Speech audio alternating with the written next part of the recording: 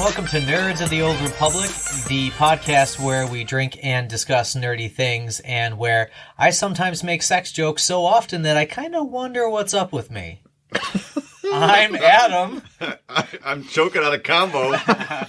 Sean. And I'm Mike.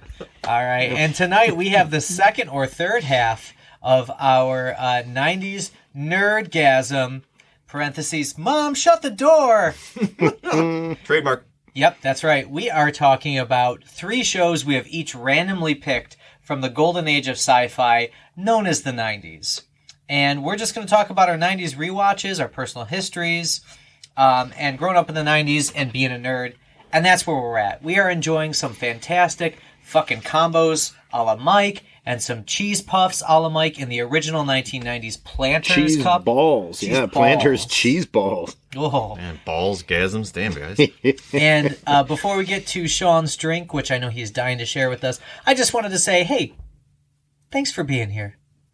And if you want to be with us more, yeah.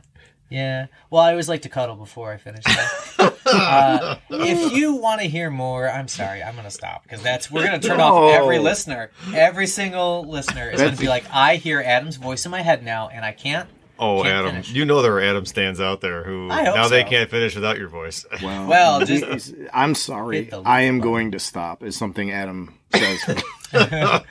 It's more like, I have to stop. In any case, where I was going with this is, if you want to help us out a little bit, tell a friend, tell 2 friends. I don't know, are you in a couple? Tell all 3 of your couples besides yourself, because you'd be the 4th. And follow us on YouTube. We're trying something different on the social media, so we're going to work on putting some shorts out. We already have 2. And every episode is also simul-broadcast on YouTube, so you can check that out the same day this episode hits your podcatcher. Sean, what do you have for us for beer today? As I was browsing through our local brewery, I was looking for something that would fit that sci-fi edge we're going with, and with the last cast was Star Trek, and my go-tos were going to be like some kind of bold whatever, because you could boldly go. I was going to say Oh, nice. Yeah. But I was lucky to find something that actually I thought was probably pretty good with just this general idea, and it's called Finite Probability. Whoa, man. Yep, had And that name. it's a creamsicle goes. You're the beer guy. Goza? Yeah, like Yeah. Gozer. Like the Gozerian? Yep. Ooh, and it's from 42 North. I love you. Nice. I love you too. The brewery, not you, Sean. Okay. Sorry, the brewery. That was awkward. All right. Man makes 3 sex jokes. So this is, it's called Finite Probability, which just had a real sci-fi kind of feeling to it. It is a Caracara orange, tangerine, pineapple, and vanilla beer, 6% ABV, 16 fluid ounces, contains lactose. It's going to be nice and, like, mouthfeel silky. Please enjoy our answer to life, the universe, and everything. Also, that's a reference to Hitchhiker's Guide to the Galaxy. There you go. Which the real answer to life, the universe, and everything is 42. Right. For those of us who've read 42 the book. East East Aurora Brewery. 42 North. Yeah, some of my faves. And a goes is a sour, actually. So I found that out the hard way a few years ago. I was expecting a very different experience in that first sip. Oh, no, I've never had one, so... No, but if it's got lactose and it's orange and vanilla, it's going to be like a creamsicle, actually, which is the new... That's kind of the new trend in brewing. I saw a lot of make those there. Yeah. So, There's a lot of really good ones. Cheers. Oh, wow. It really blows out of there quickly.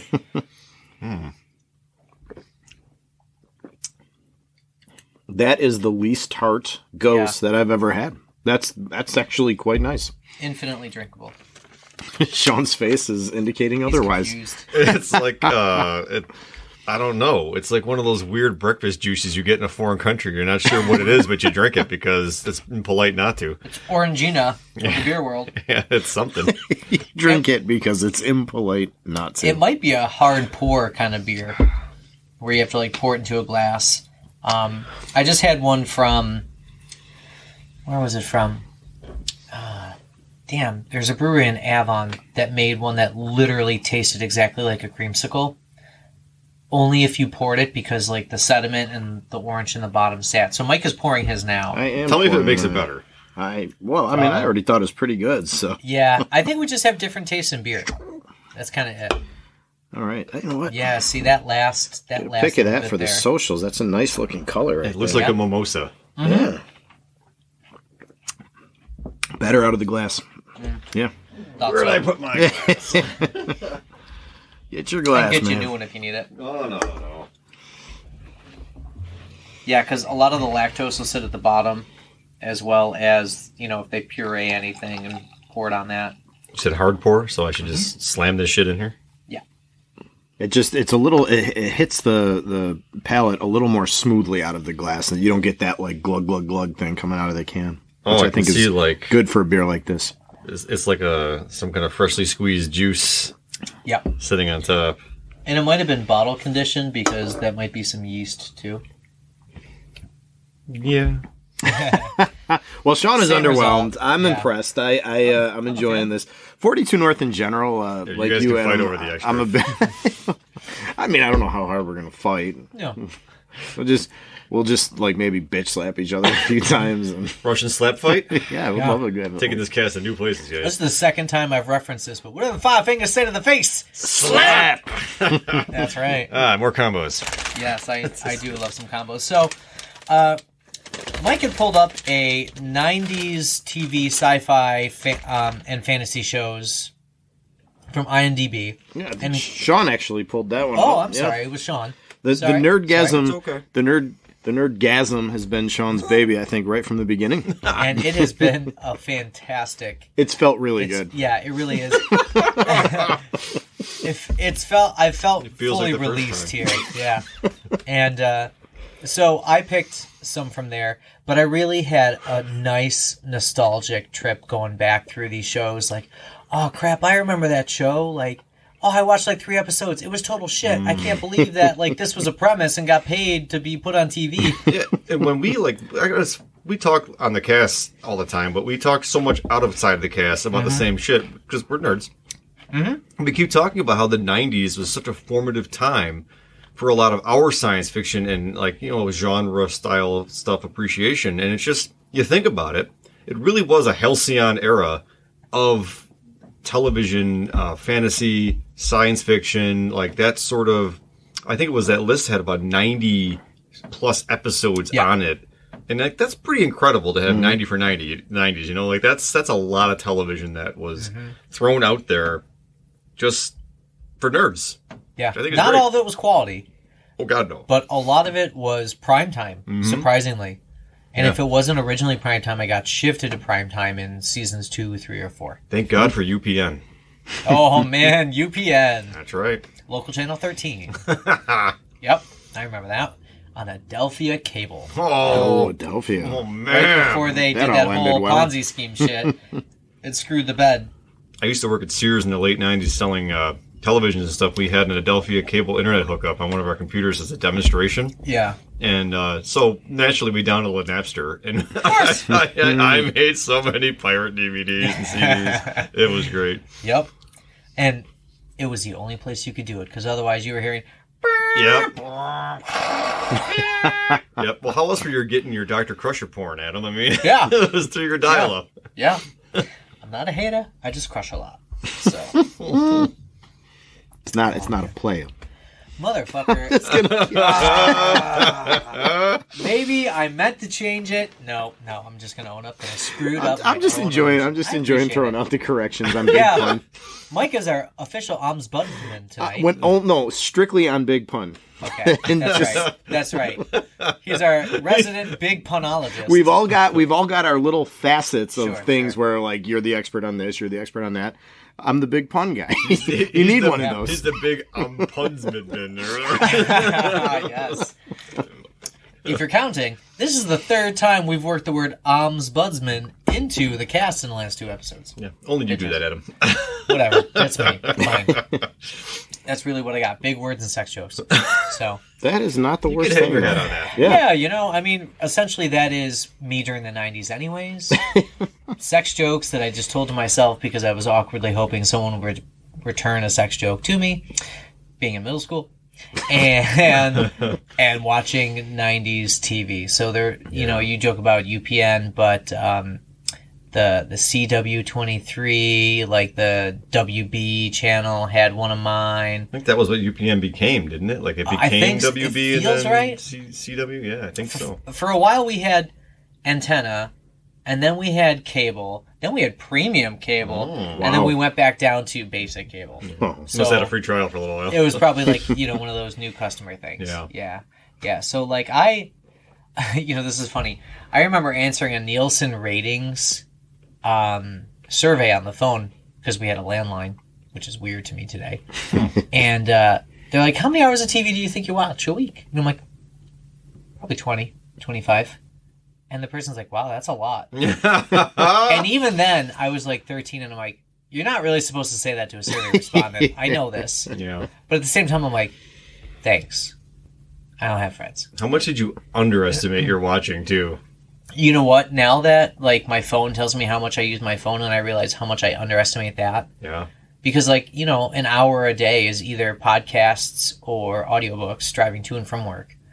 And then just using it for the rest of it, I probably was more like 30 hours. No, we bitch stuff about kids these days and how much time they spend looking at a screen, but it's like, fuck it, man. When I was a kid, if I wasn't outside playing ball or something like that, I was watching TV. And it was MTV or it was sci-fi crap or it was whatever, but there was a screen in front of me. I mean, plus there was Nintendo and Sega and Super Nintendo, and we just did it differently, that's all. And we didn't always have it in our pocket, you know. It's not always with you, but, you know, it was we were doing it too. My wife made the same point. Like, we do track how much my sons watch TV and how much they play video games, and they have, like, decommissioned phones that they use for phone-like things. And we track it, and then we're like, you know, this is more work for us. And, like, our parents never monitored our time, like, exactly like you said. So, I don't know. What stands out to you guys about being a nerd in the 90s or liking 90s things? So, what stands out to me when I think back to the 90s versus now is that, you know, I described myself in the last cast as in the 90s a closeted nerd. Like all my stuff that I liked that was nerdy, and there was plenty of it, was mostly something I kept to myself. It wasn't something I like shared with my friends. I wasn't like at school like talking about Star Trek or whatever. Whereas now nerd culture, I think, is ascendant. I think nerd culture is like the cool shit. No, I think everybody's got their own version of nerddom. Mom always said we would take over the world. I think that, you know, I think that, you know, the nerds are no longer the ones being, you know, pushed around and bullied. I think they're the ones pushing around and bullying. The nerds are the tastemakers now. We have inherited the earth. But, you know, I was, you know, I was like I said, I was a closeted nerd. There was a lot of shit I would watch, like Star Trek and Star Wars, that I fucking loved. I remember, like, you know, to the extent that I read in those days as a kid, it was always like you know, like the ridiculous extended universe Star Wars novels, and even like there was even worse novels written about Star Trek: The Next Generation. I remember reading a few of those, like. You know, I don't know. It was some pulp fan fiction about Deanna Troi. Oh God! If you don't understand that one, go back to the last podcast. We did a deep character analysis on on the Troys. Is it my turn? Mm-hmm. I don't know, man. I'm like in the same boat with you. I remember like being into the nerdy shit back then, but if you went and said like "live long and prosper" to somebody, you get punched in the fucking balls immediately. Unless you were at Comic-Con or a comic shop. Yeah, but it was like, who had the means to do that? Like, and if anyone found out you were going to Comic-Con. Yeah. And like my Comic-Con stuff was like, I actually did like comic books then, which had a few other kids who were into that because that's more badass than like saying, "Oh, you watch Star Trek?" Oh, because as soon as like you become like nerdlinger and it's just over.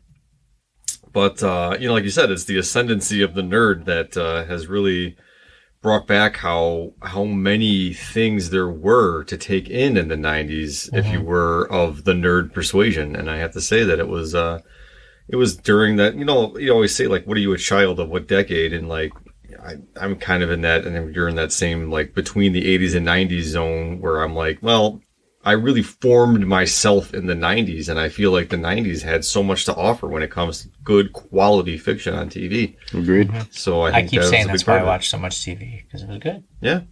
Not because I didn't have friends. It wasn't like, it was not good by today's standards by any means. I mean, we're spoiled nowadays. Right. Like these limited run series where it's like, you know, an hour and a half an episode, 8 episodes, or but it's those like 12 episodes. They are built on the foundation laid by the television of that era, and all of the mistakes that were made, but all of the high notes that said, wait, this can be done and be more sustained.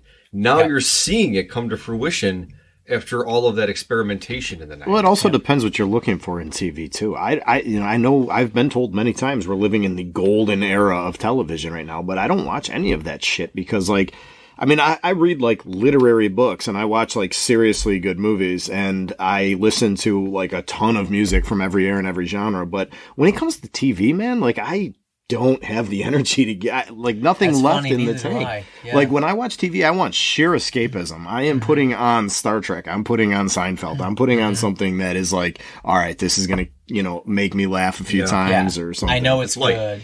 I have no energy left in the evening to be like, you know what, I think I'll throw on fucking Queen's Gambit or something. I'm sure it's all fucking great. Yeah. I just expend that energy in other places. You're right. It's much more exhausting now to get into a show than it used to be. Where like Star Trek, we talked about, it's episodic. You can just go in there and you can watch an episode and be like, oh, okay, I tagged in for a little bit. I'm tagging out. I don't have to like commit to something. I don't feel like I have to finish it. I don't have to binge it. It's just there. And I mean, even the stuff that was serious drama was like, you know, it wasn't that serious drama. You know, it was like we talked about in the last episode, Tasha Yar being killed by an oil puddle. You know, it was like, oh no, a major character died. That's worlds away from Sean Bean being executed in, you know, Game of Thrones in a brutal way. And, you know, I don't know. So for me, TV has always been more escapism than like serious, like critical art. Yeah, I have such mixed feelings about that because, you know, I completely agree. The first series I felt like what you just said was House of Cards, where I watched the first 2 or 3 episodes and I was like, holy shit, this is fantastic. But it's so dark that I just don't have the will to go through this right now. And a lot of TV is like that for me nowadays, especially if I don't get on it from the start. Like you were saying, like, oh, I don't have time to binge it. Yeah. You know, the first TV series I ever binged watched was Breaking Bad. Yeah, same. I watched it in the summer, like the whole series in the summer, because I was like 2 seasons behind or whatever it was. I think it ran for 3, maybe 4 seasons. Something like that, yeah. Nowadays, I just don't feel like I have the bandwidth to do that, to catch up. You know, there are some, like, Schitt's Creek. So many people tell me I should watch Schitt's Creek, but I don't have the bandwidth to go back 5 seasons and rewatch 100 episodes. Everyone now is saying, oh, you gotta watch this, you gotta watch that, you gotta watch this. I'm like, I want to watch what I fucking want to watch. Like, there's too much good TV. I don't need to see it all. I don't have a back catalog of watches anymore. I'm just like, you know what? Fuck it. Yeah. It's exhausting to try and keep up with all those conversations, and I don't need to. Well, we all was in the 90s. Exactly. I was going to say, to return to the original point here, the 90s were not like that. You know, you could jump in, you could just turn on like, you know, USA or TNT or whatever, and you could like pick up a show for the first time in season 4 and get a good sense of what it was about and where you were and what the characters were. And it didn't ever feel like homework. And yet at the same time, it still served the function of entertainment. Right. Yeah. And I think that's a function of the streaming. Like everything is available all the time, everywhere. And so there's like, we've all become kind of like forced completists in a way. So I'm not sure where that comes from because like I am not one to finish a novel if I hate it by page 250. Agreed. I'm just going to walk away from it. Agreed. It's the public conversation. Yeah. Once you get involved in that part of things where people are talking about it, then you feel like you owe it to that group to finish something. Yeah. Whereas before, or within a personal thing with like a novel, you don't. Right. I mean, we talk about novels. Yeah, I know what you're saying. I'm just kidding. I might be the only one here who has finished every single book. You literally are. I've finished them all except for N.K. Jemisin. Yeah, that was the one I failed. I failed. Yeah, yes, you did. God bless you. You did. No, don't. Please. Hey, I finished Termination Shock. I'm just going to say that. Same here. Yeah. I'm the doomed completist out of all of us. That's true. But it's interesting to me how these things like kind of reverse themselves. I've brought up Futurama a few times tonight. I'm going to bring it up again. There's a great Futurama episode where a character comes across a phone, what they think is a phone booth, or it is a phone booth, I think. And they're like, well, how does this work? And they're like, you go inside and you make a call. It's a phone booth. And they're like, they have phones in booths now? Oh, that's great. I don't have to carry this thing around with me everywhere. And he chucks his phone. And I was thinking about that with TV just now as we were talking. I'm like, we cut the cable many, many, many years ago. And we now have existed off like, a random grouping of different apps and stuff. Sources. But you were talking about how it's like everything is available. It's right there. It's like the gluttony of choice. And I'm like, I kind of get exhausted with that. Yep. And my wife and I now find it like weird when we travel, when we're on the road and we're staying in a hotel. Yes. There's something so liberating about turning on the TV and being like, oh, it's cable. Yeah. We have limiting choices. Let's see what's on. Yeah. I agree with that. Yeah.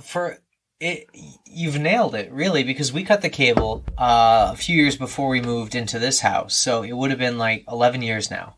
We had like the Wii streaming first to like see whether or not we could do it. We did that for a month with Netflix while we were still getting Netflix DVDs in the mail. Yeah. That kind of dates it. I remember that.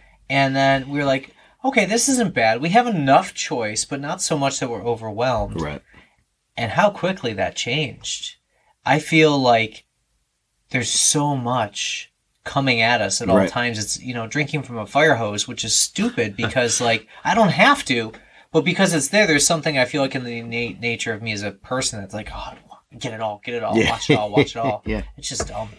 Well, I mean, and it works on, like, the micro level, too, because, I mean, to use the show we were discussing in our last cast, Star Trek, if I'm going through that on Netflix, then I'm like, no, not that episode. Oh, that one's stupid. I don't want to fucking watch that one. Oh, here's a good one, Yeah. But if I come across a Star Trek marathon on TV, then they're all great. I'm like, I wonder which one will be next. Oh, it's this. I remember this one, and I'll enjoy it. It's refreshing to not do the streaming thing. And I got like an antenna, and I get like 60 channels of like garbage.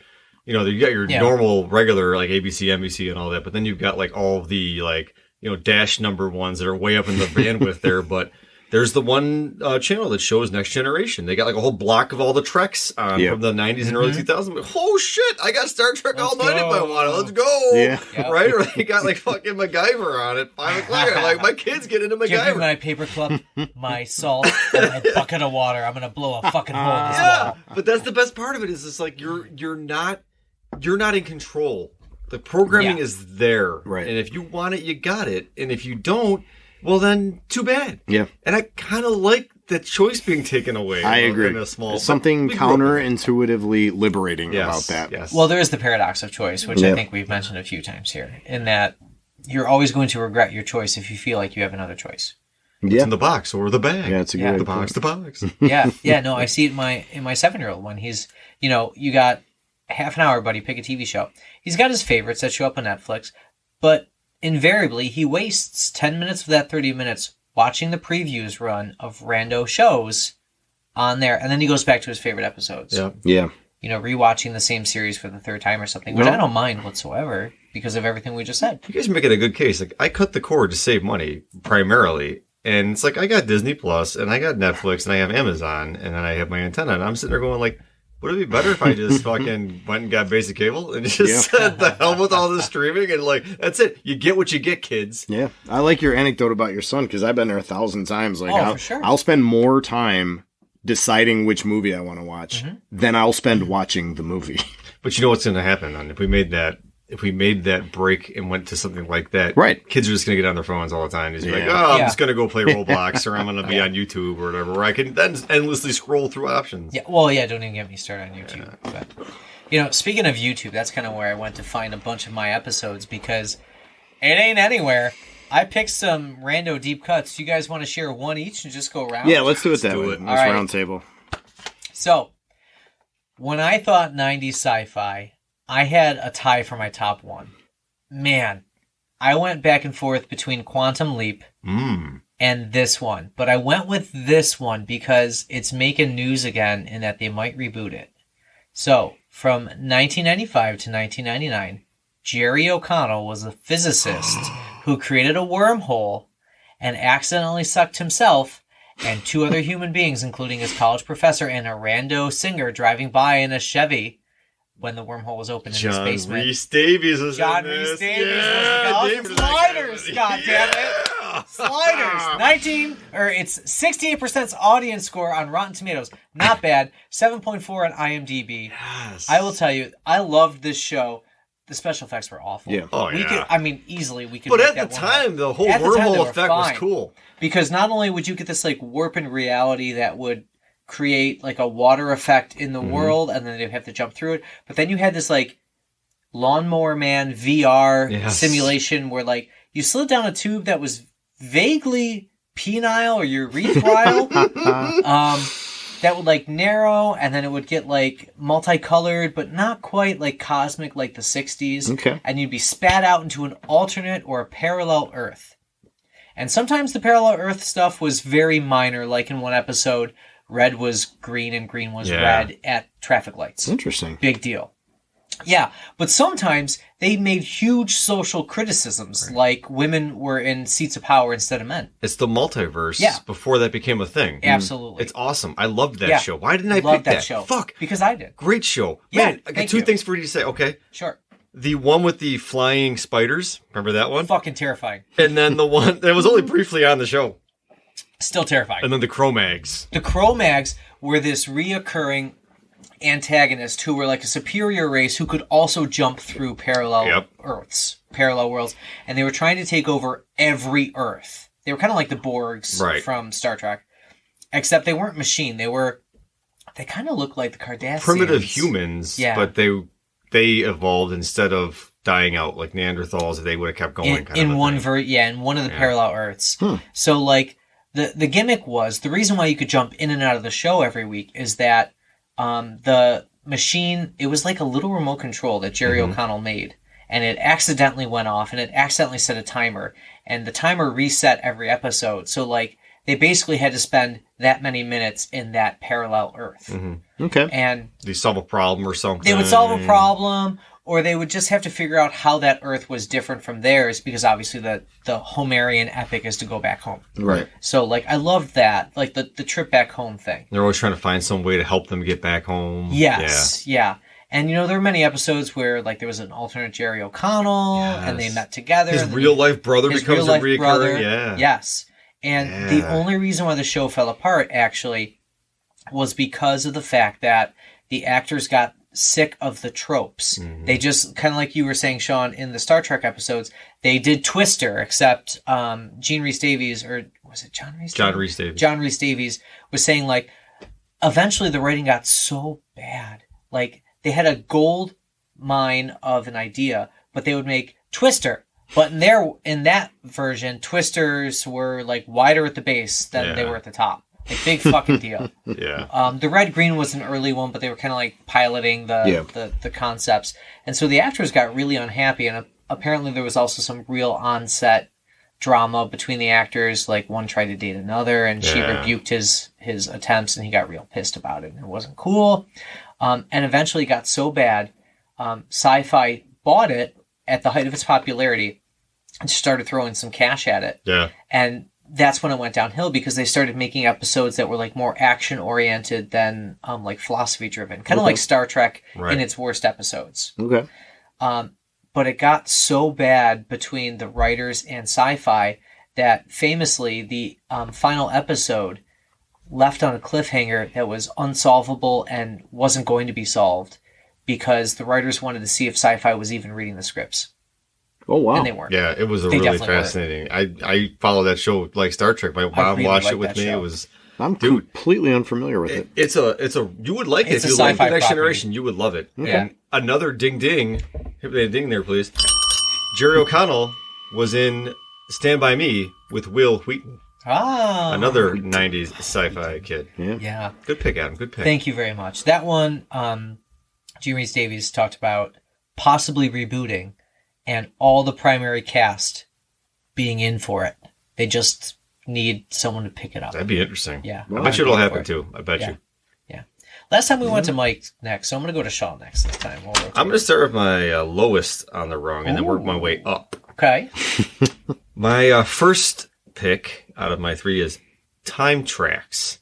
I know that show. From 1993, one season only, starring Dale Midkiff. You know that thing guy. I ever stared at. And Elizabeth Alexander, you know who she is. Cool. And On my wall, right next to Britney Spears. God. Time Tracks is like almost like Quantum Leap in a way. Yeah. But it's like this guy gets sent back in time, and he's tracking down criminals who have escaped from their present or their future, our future and the present, whatever, back in time to try and get away from this. And it's the most batshit fucking premise, but it's white people are a minority, and it's weird because everybody on the show is fucking white, so I don't get that. But anyway, it's a weird racial kind of future thing, but the guy has this digital assistant who lives in this credit card sized and shaped thing that he carries around with him, and she's this holographic projection of like an old school marm.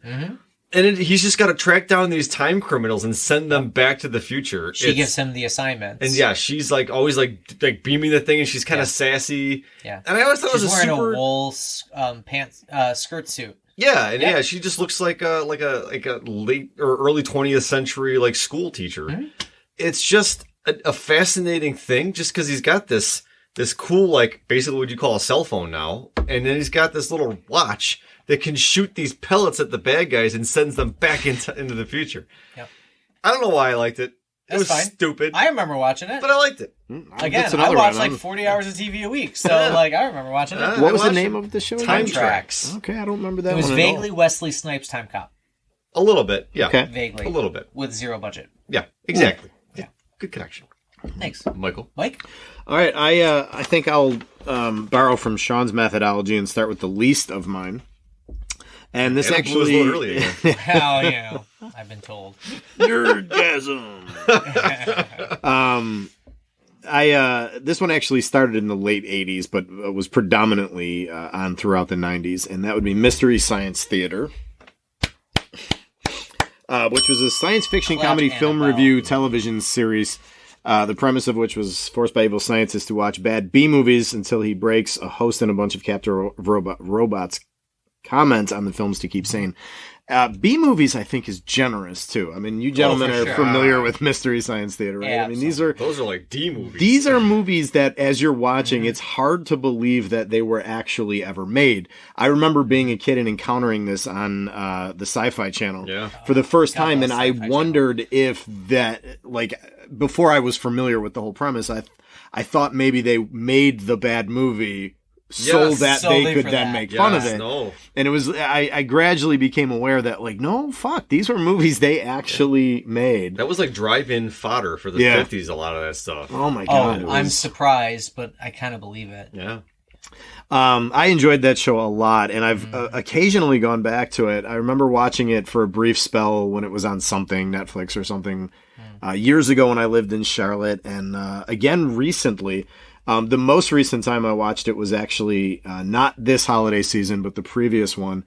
They had a couple of weird holiday movies, and there's one where Santa like meets the devil or some shit. Nice. And I watched that. There was another one where like something about like a guy going into like a toy store or something. I forget, but these movies were just hilarious by themselves, right? And the humor as the characters, you know, poke fun at it, and the snarky commentary is the best. It's great, and you know, honestly, like for most nerds, we relate to it as well. Like that's honestly how a lot of us watch. That's how movies. we watch. Yeah, we become a comic book nerd while we're watching it. That's right. That's exactly right. When we watched Jiu-Jitsu, that's exactly what we did. There you go. Oh my God, you're right. They created an entire genre, and I was Tom Crow. Yeah, get off my piano. They for a while they branched out into like you could. We got to rewatch that. I'm a poet warrior in the sci-fi sense. fuck? That show just keeps Oh, giving. my God. It just keeps giving. Nicolas Cage, you're a fucking national treasure. Thank you. I see what you did there. Yes, indeed. Oh, I didn't. Yeah. Yeah, I didn't even catch that at I first. saw that. Nicely done. Great fucking movie, by the way. That's one of those movies that's like it's bad on purpose, and it's aware of how bad it is. That it's fucking fun. We should do a Mystery Science 3000 of National Treasure. I Oh would my be God! in for Right, that. somebody write Sign this me down. up. Yeah. We can actually put that on our YouTube channel and just have the can. back of us on film, right? Fuck yeah. Let's do I'll it. look Wait, into Disney the- might be mad at us I'll for look showing into the copyright. Probably some stuff. copyright shit. Probably. But Damn it. For a while, Mystery Science Theater was actually doing like the riff tracks where you could download their commentary and they would tell you what movie that they were watching. And your job was to like Pink Floyd the Wall Wizard of Oz it. Yes. You would start the MSK 3000, MST 3000, and the movie at the same time. Oh, no and shit. You could hear them while you were watching. I never knew about that. That's cool. All right, is my turn up again? It Your turn is. again. All right, ready for this? Yes. Talking dolphins, underwater lasers. I know. I got Oh, it. boy. Squid-shaped vessel. It's Sequest DSV Yeah. from 1993 to 1996. Think Star Trek but underwater. And that, get this, I found this out. 3 Emmy wins, What? No shit. all for music. I was going to Okay. say. All for I was music. going to say for that piece of Yeah. crap. I can buy Yeah. that. Hey, you know what? They had cool military-trained Yes. dolphin Yeah. motherfucker Yeah. who could talk to you. That's fine. The thing that I really did like about this show, besides the fact that it was like, you know, the poor man's Star Trek, is that there was the constant threat of being drowned or crushed, which never happened in Star Trek. In Star Trek, you were never worried about someone punching a hole in your visor screen or whatever and space coming in. But nearly every episode involved the threat of drowning because someone broke a goddamn window. Whoa, whoa, whoa. What about all those times where they had a hull breach? That's true. Warning, Fair. outer hull Fair. breach, imminent. Yeah, but okay, so you saw a little smoke come out of the side of the camera. No, when From they the fought side the of the Borg, shot. they lost like That's 43 fair. people They on did the lose one a- deck. Yeah. God, Adam! You know what? Fine. Whatever. No, but I get Still it. standing by Sequest I DSV. get it. I have always thought that dying in a submarine would be maybe the worst way Awful. to die. It's certainly in No, the thank you. conversation. Yeah. There's something about that. Like, I mean, I think we're all a little claustrophobic to some extent. If you feel any kind of claustrophobia, then the idea of the submarine and dying that way. Is There was a news story, like, I don't know, maybe a year ago or so, where a submarine, a U.S. submarine, a nuclear sub, I believe it was, hit something hard underwater, and they thought maybe it might be like a ridge or a mountain, and they missed it for some reason, and it was able to rise to the surface and be towed to safety and shit. But I remember reading that story and being like, holy fuck, like, you imagine like that? Imagine your submarine sinking to the sea floor. That'd be There fucking was horrifying. A few years ago, was that Russian sub that had that happen. I think they lost everybody because I just can't imagine being aware that you are going to die of Yeah. suffocation or drowning. And it's just, God. Yeah, And give a me an nuclear- Enterprise hull breach any day over a Sequest shit. For sure. Because a nuclear-powered submarine can probably last like a week or so before Maybe, yeah. like stuff starts to happen. That's the whole DS9 thing, though. It answers the question where someone was like, how do we get dolphins on TV again? We can't do Flipper. What are we going to do? Yeah. I know. Yeah. No, for sure. Apocalyptic world where everyone lives in a submarine. Yeah. And my one, now that you mention that, fear is that poor dolphin. How do they treat it? But I feel like a lot of the shots were like the same shot that they just kept reusing. Oh, yeah. Maybe like 2 or 3 shots with that dolphin, and they, just said, let's make it work. I'm sure that dolphin lived a long and fruitful life in SeaWorld. Yes. As Shamu, all of I'm the sure. creatures in SeaWorld did. No, you're supposed to tell me that they took it to a nice pasture out in the middle of New York State and promptly drowned it out of water. in one of the Finger Lakes. Yeah. All right, Sean, what's your pick? All right, this is my mid-level.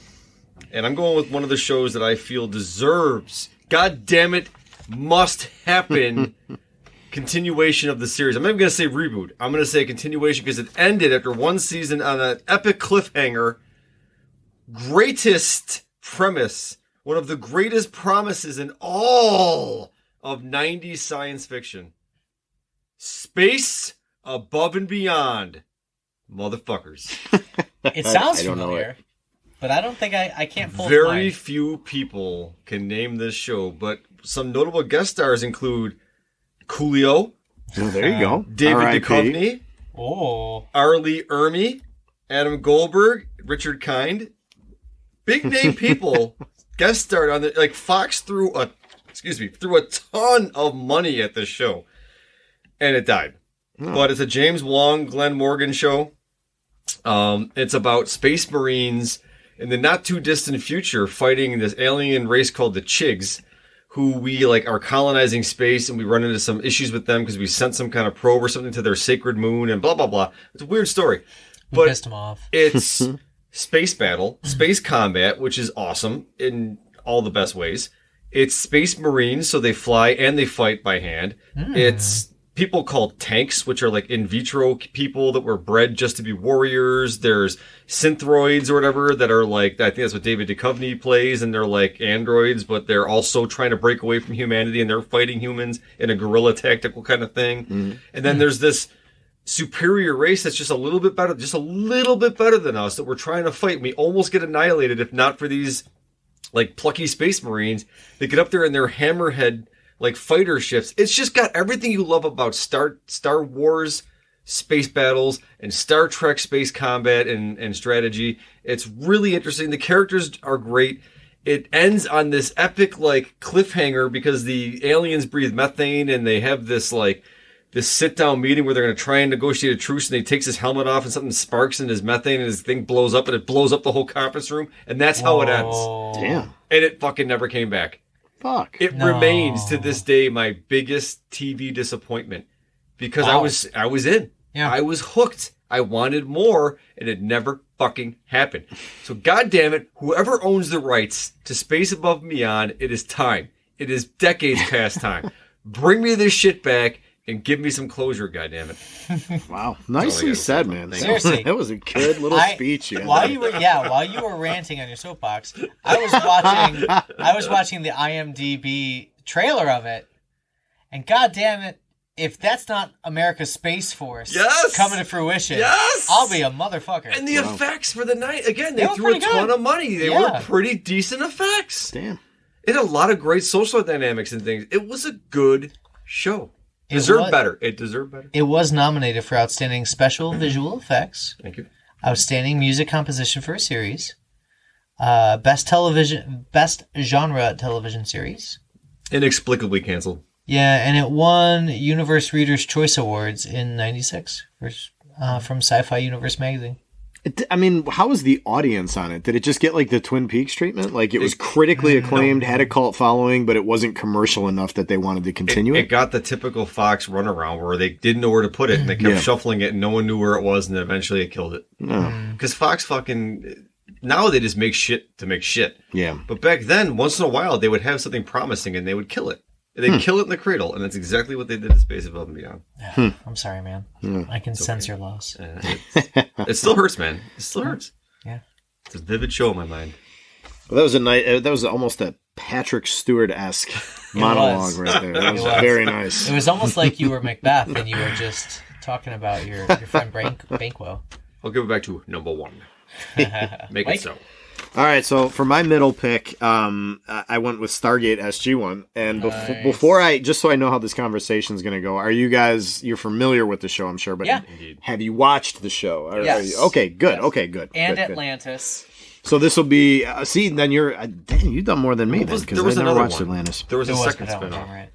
What? There was, but I don't there was some movies. There was Continuum, and there was Atlantis, and there might have been one other one. I don't remember, but it's the MacGyver one. That's the one you're talking about, right? SG-1, yes. Yeah. So Richard Dean Anderson, yes, MacGyver. So this show came on in '97, and it actually lasted for 10 fucking seasons. It was on as late as 2007, which is crazy to me to contemplate. This show came on when I was in middle school, and I was several years graduated from college, and it was still on the air. It's pretty wild. But yeah, Richard Dean Anderson is Captain Jack O'Neill, Amanda Tapping is Samantha Carter, Christopher Judge as Teal'c.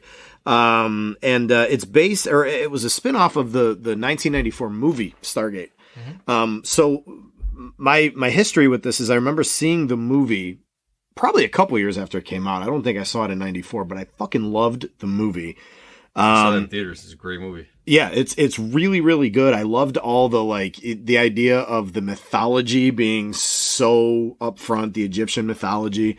I loved the idea of all the technology, like actually looking like really ancient shit. Like their fucking spaceship is a pyramid, you know? Yep. I loved all the characters. The whole premise of the thing was just fucking fascinating to me. It's not a great literary movie, but it's a fucking fun movie. It's a Roland Emmerich movie, actually. Yeah. It is. Yeah. And so I loved that movie for many, many years. But the irony is, despite loving that movie and being aware of this TV show, this show was off the air for a while before I actually watched it.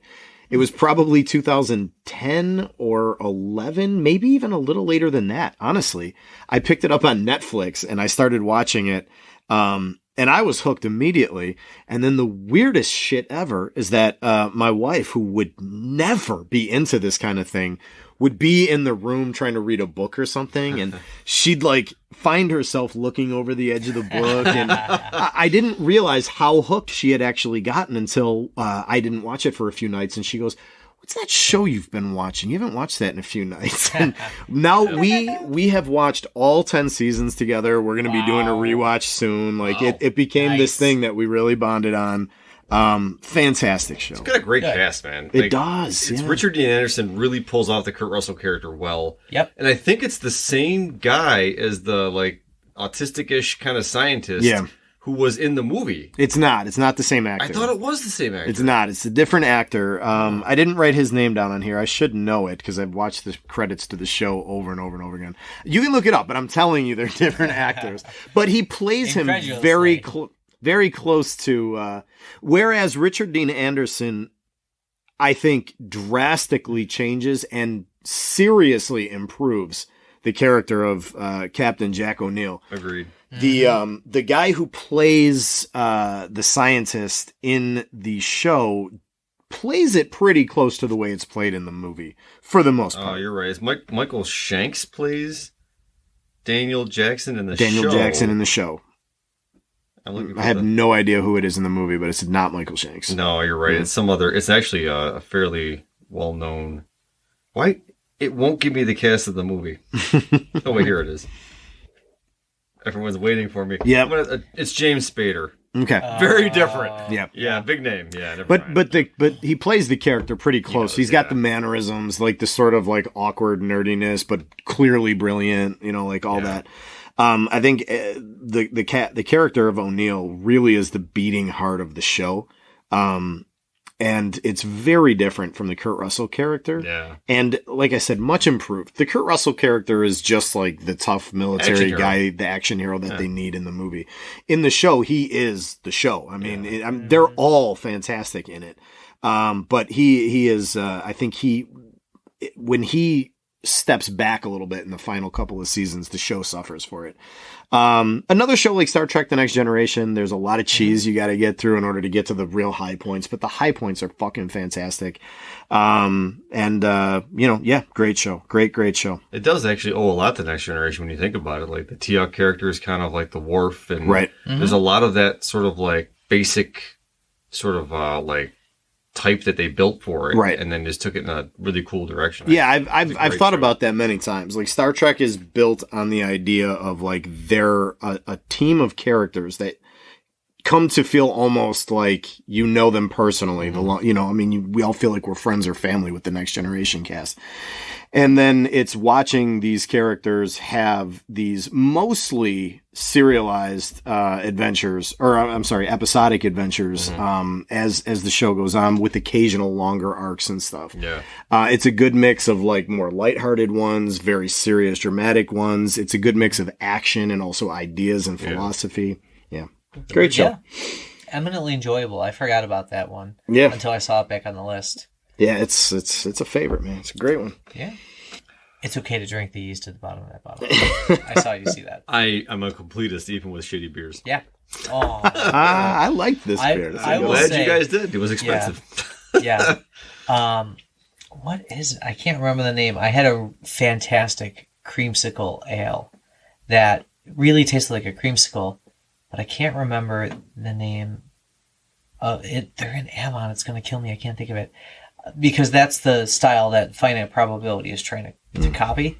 The other one wasn't a Goza, but I didn't want to keep buying Yeah. stouts because you guys get mad at me. So I don't get I mad. fucking love I stouts. like Are you stouts. kidding me? yeah, There but I isn't- mean, There's only like 2 beers that I don't like, and one of them is Jenny Cream Ale. ah, And only because the next day is rough. That's it. I just don't want to be like pigeonholing us into one just Yeah. because I like them. We gotta have some variety. So I gotta I mix it up. appreciate that. No, you do a good job with the porters and the stouts, and I like this this one that you brought today I too. judge every beer by its can. Yeah, exactly. Well, speaking of eminently enjoyable and widely known, I'm going with Nightman. No, I'm just kidding. I'm not going with Nightman. I'm just kidding. That was... Yeah. It ran for like 5 episodes. I know what or you're some talking shit about. like that. Weirdly. Yeah, where like an African-American police agent, an African-American scientist builds himself a super suit to save himself from his debilitating illness. Yep. No, that wasn't the one I was going to pick. Actually, this was on your list, Sean, so I hope no one gets mad at me. But it's Buffy the Vampire Slayer. I know it's not sci-fi, but it was on the list, so I'm going to go with it. No, but it's part of the genre, Yeah, like yeah. fantasy, sci-fi. There's a That lot flies. of stuff. Yeah. Hercules could have been a pick. Hercules Xena? was also on your list. Yeah. Young Hercules was on your Yeah. list, to be specific. But 97 through 03, so this was from my middle school days to my high school days. 8.3 out of 10 on IMDb and 85% on Rotten Tomatoes from the Rotten Tomatoes professional reviewers. 93 by the audience. People fucking love this show, just in general. I know it's vampires and all that sort of thing, and there's some demons in there, but the thing that made me pick it is when I was scrolling through the list, I remember the episode Hush, where their voices were stolen and the entire episode was silent. That's cool. 40 minutes of silence. Damn. Everything was carried by the on-screen action. P.S. It was also Slender Man before Slender Man was an internet meme. Who's the creator of that show? Because I didn't do he's that a research. didn't he do Firefly too? I believe and, so. Like all the Avengers movies. Yeah, I can't think of his name, and I've never seen Firefly, but I've always meant to because like-minded people highly recommend yeah, it. No, Firefly is a Yeah. good show. Yeah, I have family who are like, why did you... Joss Wheaton. Joss Whedon, Yeah, that's right. it. Yep. Yeah, because he did. Buffy was. It was a cultural force, man, especially for Huge. tweens and teens in that era. And that was me. Yeah, and it was like, was it Allison Hannigan was in that show? Sarah Allison Michelle Hannigan. Gellar. Sarah Michelle David Gellar. Boreanaz is a local boy. He's from Clarence. Yeah, and he got his own spin-off in Angel, Yeah. which I also almost picked. But I went with Buffy because Buffy was like the source of I that. love the Kristen Swanson movie too. You Great know, movie. it really confused me when Sarah Michelle Gellar was not in that movie. And I was like, this is not the... Okay. It's a weird ass like 80s, 90s, early 90s premise movie that they just turned into a pretty damn good show. Fantastic. I mean, it was long running, and I remember being very sad when this when this TV show stopped airing. You knew it was the finale. And I also kind of miss like these episodic finales where you had to wait every week. You had another one a week. Couldn't binge it. And everybody else was watching it. And so the next day you came into school and you were like, did you see Buffy last night? Well, it's like that with Game of Thrones and stuff now. It was, where they yeah, release they do them that. one at a time. But, Yeah. Yeah, I agree. A But that great was, pick. yeah, Yeah, thank you. very I did cool. not do them in any particular order, but I feel like I ended on a high note. Yeah. I think you did too. No, I'm going to crush all you motherfuckers with the highest of the high. This is the ultimate and greatest show of the sci-fi 90s. Are you ready for the ultimate nerdgasm? Nerdgasm. Well, DM. Gotta work on that. well, you've definitely teased me here. He's been holding it in so long. And here comes the It's disappointment. gonna just explode everywhere. Babylon 5. Oh, Yeah, one of us had to pick Mike it. fucking One of drop. us had to pick it. That is the Nonpareil. It is the greatest show of the 90s. I will take that over Next Generation any day. Wow. Bold statement. Oh, That it is a damn. bold statement, my friend, because it is the truth. It fucking has it all. Babylon 5, 93 to 98. J. Michael Straczynski, or Straczynski, I'm really bad with That's those fine. names. It's cast 3 tonight. Yeah, he's a great show creator. It's got Bruce Boxleitner, Claudia Christian, Jerry Doyle, Mia Furlong. You know all these You know people. Mia Furlong. Billy Mummy actually is a reoccurring guest, like not guest star, but part of the cast too. You know, Billy Mummy, Gets to the Googles. And Andreas Katsoulis, who actually was also in a lot of Star Trek episodes too from the Next Generation. He played a couple of Romulans.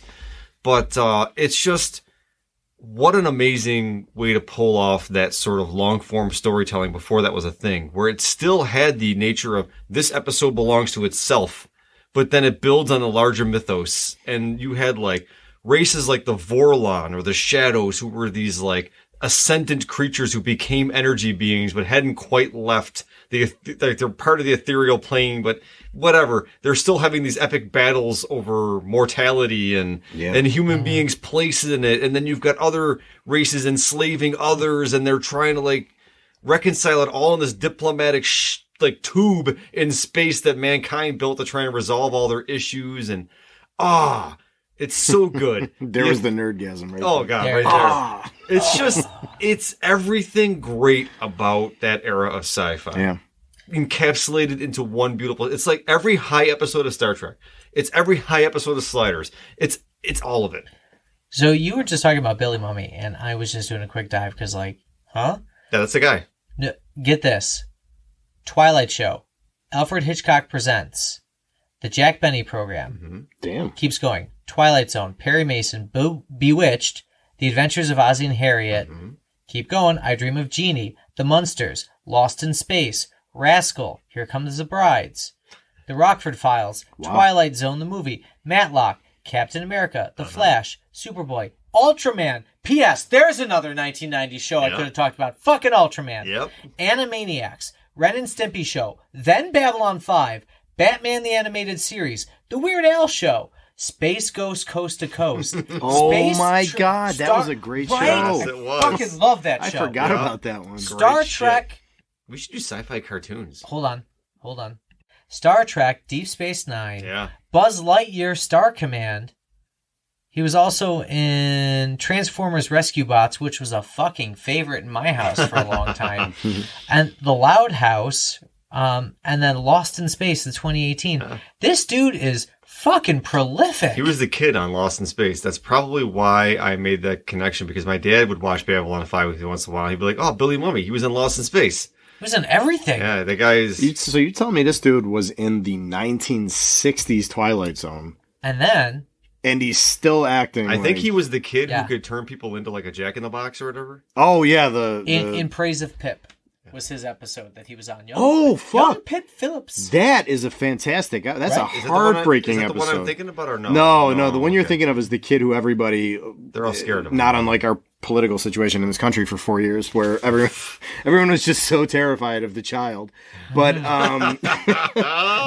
Weird that he looked like a Cheeto in the 50s, too. In Praise of Pip is this heartbreaking episode where this guy's he's like a loan shark collector or some shit, but his son is in Vietnam, and he gets a letter saying that his son was gravely wounded in Vietnam. And he like runs out on the gangsters that are like his bosses, and he ends up in this like carnival, and the ghost of his son when he was just a boy keeps appearing, and he's like apologizing to him for not being a better father, and they go on rides together, and like the son ends up dying somehow in the episode. Like the father does. And I think the son actually ends up recovering and coming back. But honestly, anybody who's a parent, it is a heartbreaking episode. Heart-wrenching, Yeah. Anyway, Babylon 5. Yeah, great show. Beat that shit. You can't. No, it's another one that, like Firefly, that's another one I actually did try to watch it years ago. And doesn't it start with like a movie, right? Before it gets into the show? Yeah, there's a couple of like real like made for TV movies that were based on that whole thing. Like it's a big story. Yeah. It really is. Because I watched whatever it starts with. Like I watched that. I remember liking it and being like, okay, I'll get into it, and then it didn't. But it's still on the list. You need to try it again. It is highly worth it. All the characters are great. All the actors are great. It's fantastic. Yeah. All right, well, I'll take my best shot at it here. Need to end here, I'll save my best for last. So Goes this with Power Rangers. this is late. This barely goes with what? Power Ranger. Yeah. No, sorry, Mike. Go ahead. No, I was this barely qualifies as 90s. It just snuck in there right at the very end of the 90s. And you mentioned animated sci-fi shows. Of course, my top pick is Futurama. Oh, very well done. Starring great Billy West, pick. Katie Seagal, John DiMaggio. This is probably my favorite. And I readily admit I am not a TV snob, not a person who watches a ton of TV. Futurama has easily got to be my favorite TV show of all time. It works for me on so many levels. Way more consistently good than The Simpsons ever was. Oh, far sure. better. And it was a show that got better and better as it went on, and then it stopped at a point where it was almost achieving its best episodes. Yeah. Which sucked, but at the same time, it's like it didn't have you mentioned like The Simpsons, Family Guy's another one, probably South Park to some extent, although they can still be good from time to time, but like that long, slow decline, like Futurama never had that. And it came back for a few seasons at one point, and those were never as good, but it never felt like it, was connected to that first series. That first series was brilliant. It was funny. Yeah. It was smart. It could literally, in certain episodes, just rip your heart out of its chest. Oh, the dog? The dog, yes, the dog. So heartbreaking. He's like, I guess, at the end of that episode, he's like, I guess, I'll just have to get over him the way he surely got over me. And then it cuts back to this dog waiting outside the pizzeria every day, basically, for the rest of its life, getting old, and then finally, like, one day laying down and closing its eyes. Yeah. And, oh, my God. The pathos in that is so incredible. It is, man. It's That's crushing. the saddest, 30 seconds of TV ever made, ever. Yeah. It really is. It is. And that's probably the best example of that. But there's other ones, too. There's ones where, there's another one where he had a brother that, like, kept stealing everything that he did. And they had this very, like, not controversial, but like very heated relationship or whatever. But you don't find out till the end of the episode that his brother actually like named his son after Fry disappeared, and like it's another very emotional moment. And it's just the show could do so much. The character of Bender, at one point in my life, I probably would have listed as one of my heroes. There's just so many great Bender lines. I actually say to people in my home on probably a daily basis, can you kindly shut your noise hole? I think it's just a great fucking line. Slam 6 beers for no reason. Well, and I love what they do with that shit too. He has to drink in order to power hhis fuel cells. Yep. And if he stops drinking, his batteries start going down, and he develops all the symptoms of drunkenness. Yeah. And he gets rust that looks like a 5 o'clock shadow. Yes. It's fucking. The show was just Robot fucking Hell? brilliant. Oh, yeah. The Robot Devil. Robot Devil. Yeah, who Yes. always is doing show tunes and shit. Yeah. It's such a great show. Yeah. I have seen every episode of that show like 50 times at least. And I started watching it in college, right probably around the time it was wrapping up. And they would show reruns of it on Cartoon Network, and I would just be up late watching it. And to this day, like, it is still a go-to late night show for me. Yep. I've never stopped watching Futurama. For a while, you could roll from Futurama right into Space Ghost Coast to Coast. Yes, I was going And to that say was that. fantastic. Oh, Space my Ghost goodness. was a bomb. I haven't seen Yeah. Space Ghost in so many years, but I fucking loved that shit. Yep. Yeah, that Yep. was a great show. Once I saw, what was it? My pick, Sequest DSV? I always forget the title now. Yeah, Sequest DSV. I almost said C-Lab 2021, which is another Adult Swim property. Yeah. Oh man, They that had was a fantastic. moment there in the late 90s. I remember just like Space Ghost. I wouldn't watch fucking Conan or David Letterman. I'd be watching Space Ghost. Yeah. Space Ghost was like, it was And he had guests on. Yes, and it was always fucking awkward as hell. Yeah. And at first you're like, what the fuck is this? But then when you get into it and you realize what's going on, you're like, this is effing brilliant. And it was based on a real, like, obscure fucking animated character from, like, decades ago. From like the era, like that 60s, like weird Hanna-Barbera, like stuff. Yes. Yeah, that was when great. everybody at Hanna-Barbera was doing coke and drinking during the day. Yeah, terrible. Oh, day drinking was a Good thing. for us. Well, yeah, you know. All right, so I obviously recommend my 3 shows. Gentlemen, is there anything you want to recommend before we count it down here? We're at an hour. Oh wow, man, we really trying it on You tonight. knocked out some serious content tonight. Get yourself some 90s fiction. Yeah. And bring back Space Above and Beyond. Mike? And watch Babylon 5. Yeah, I recommend mine too. Yeah. Especially, all three of them. Not especially one, all three of them. They're all great. Yeah, same here. There was so much good content that, if you're looking to fill some hours to while away the time, or, you just want to be antisocial away from your family for a little bit, go ahead. Yes, Find something to please. stream here. Yeah. Some days I'm sure they need these things from me. If that's what you want to do, Stargate SG-1, 10 seasons. Yeah. You got a lot there. And then Atlantis. Like and the long other spin-offs. seasons too. It wasn't like 8, like a mini-series, right? They're Yeah, like they're fucking really- 30 episodes long. Yeah. I'm Yeah. going to go off the scripture for a minute, but if people out there in Nerd Nation really like what we did here with us, we'll do another one. Yeah. If you Yeah. liked it, give us a thumbs up or send us some kind of response on some kind of way or whatever. Yeah. And if you want another nerdgasm of some kind, we'll do an 80s nerdgasm, a 2000s nerdgasm, a 90s nerdgasm redux. Multiple nerdgasms. Yeah, exactly. We will, All in one night. I can do it. We'll nerdgasm all over your ears. That's right. We'll just need a few minutes between each show, to Yeah. recover Yeah. a little Yeah, bit. that's have a beer and a cig. It's fine. I don't smoke. But I just need a light nap. There you go, light nap. Yeah, and if you want to get in touch with us, we are at Nerds of Old Republic on all the socials, and our email is nerdsofoldrepublic@gmail.com/I love this shit. No, I'm just kidding. Just gmail.com. You checked that email lately? I do. I check it do every you? day. Oh, do you? Okay. It's tied to my personal phone, so whenever I check my do we real... get anything on that? Not from any listener, no. Oh. I mean, we get every once in a while, like, please review my book.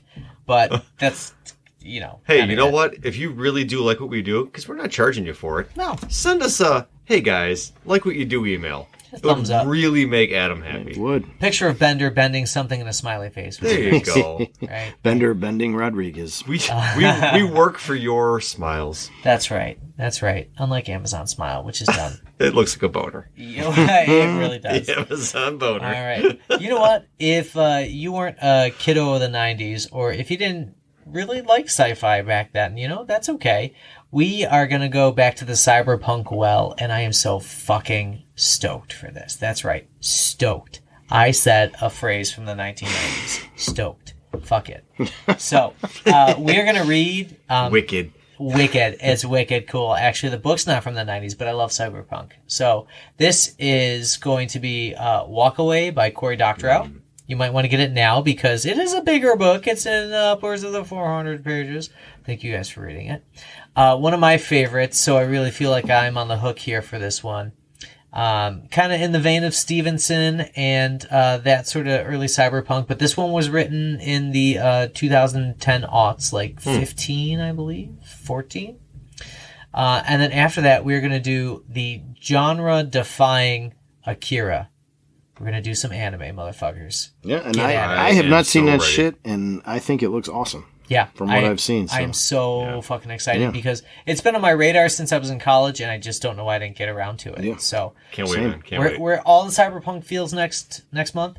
Get at it, nerds. Until then, we'll see you. Stay nerdy and cheers. Cheers.